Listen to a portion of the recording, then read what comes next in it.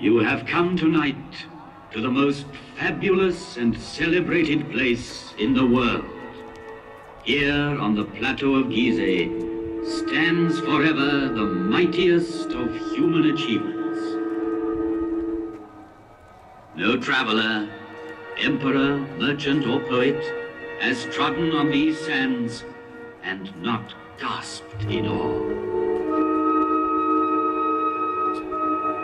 The curtain of night is about to rise and disclose the stage on which the drama of a civilization took place. Through the ages, I received many names from the people who came to me in adoration. But the name which has remained with me is that given to me by a Greek traveler, the father of history, Herodotus. He called me Sphinx, as if I were from his land, and that name is now mine. At the foot of such mountains of stone, everything becomes minute and insignificant. Man is an insect.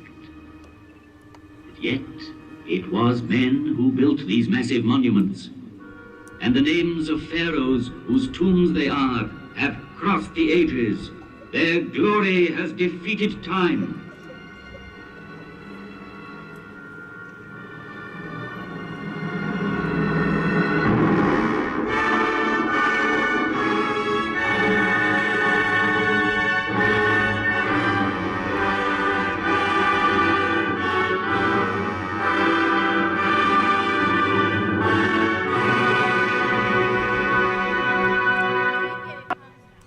This is the tomb of Cheops, pharaoh of the 4th dynasty, 4,500 years ago. Here is the great pyramid which he built to defend himself against death. 455 feet high, he achieved the building of the highest monument then known to man. The area it covers is vast enough to hold St. Peter's Cathedral in Rome, the cathedrals of Florence and Milan, Westminster Abbey and St. Paul's. 3 million blocks of stone, some of them weighing 30 tons, were assembled by Cheops' faithful workmen to achieve this fabulous construction. At the center of it, the pharaoh planned his inner chamber, where his mummy was to lie in splendor for eternity. The Pyramid of Khephren. It too bears an inscription, Khephren is great. Yet, out of respect for his father Cheops, Khephren built his pyramid on a slightly smaller scale. The face of Khephren has come down to us sculpted in green diorite streaked with white, a rare stone he brought back from an expedition. Here he is, close to us, in the guise of the Sphinx, carved in rock near his tomb.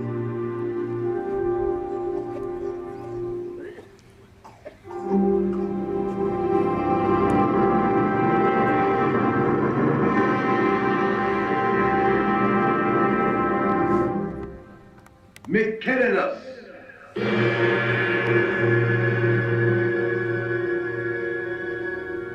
A third monumental tomb was soon to complete this immense funeral site of Gizeh and make it one of the wonders of the world.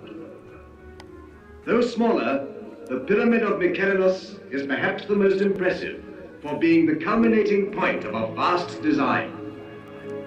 Having built it, the workmen climbed down from its granite flanks and, laying down their tools, looked up with wonderment. Here 3 pharaohs reign, Cheops, Khephren, and Mykonos. Sarcophagi may be empty, wrappings unwound, yet Cheops, Khephren, and Mykonos still reign, bearing the double crown of Upper and Lower Egypt. They reign over their court, buried round them. Of all ancient monuments, It is the pyramids which have always appealed most vividly to man's imagination.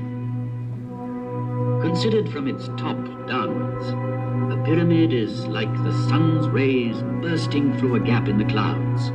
It commemorates the greatest victory of all, victory over death.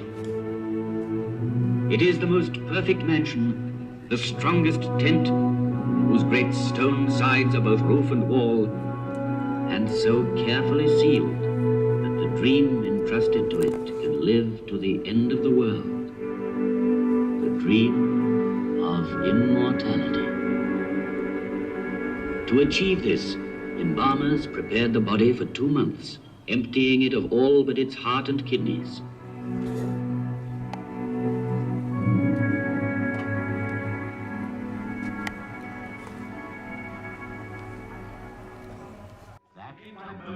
Carried by the flooding of the Nile.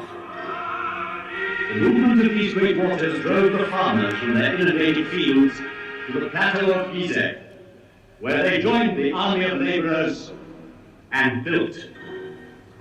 These stones were hauled singly on earth mounds, banked higher and higher as the edifice grew. Who built these monumental houses of the dead.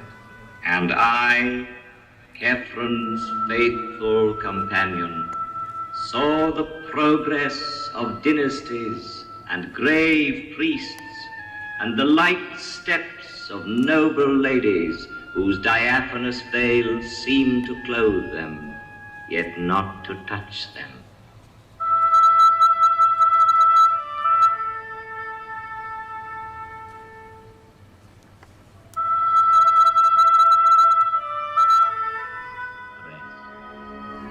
Thousands of other suns shall rise again, and man's oldest achievement will remain the highest, the purest. The Nile be praised, for it is the father of all our harvests, all our knowledge, all our architecture, all our strength. The Nile be praised. From its banks came one of the 7 wonders of the world. The Nile be praised, for it bears tomorrow's prosperity and happiness. The Nile, river of hope, from Aswan to the Delta. The Nile, which is not a grave, But a cradle.